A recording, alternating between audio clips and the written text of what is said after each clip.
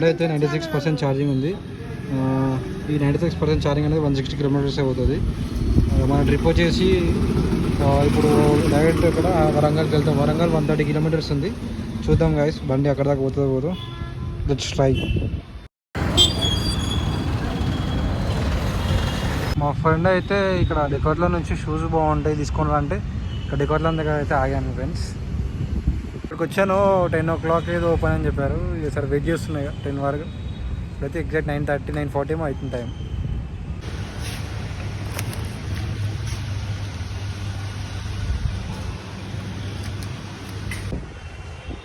Shoes అయితే తీసేసుకున్నాం. అయితే మళ్ళీ రైట్ స్టార్ట్ అయిపోతుంది.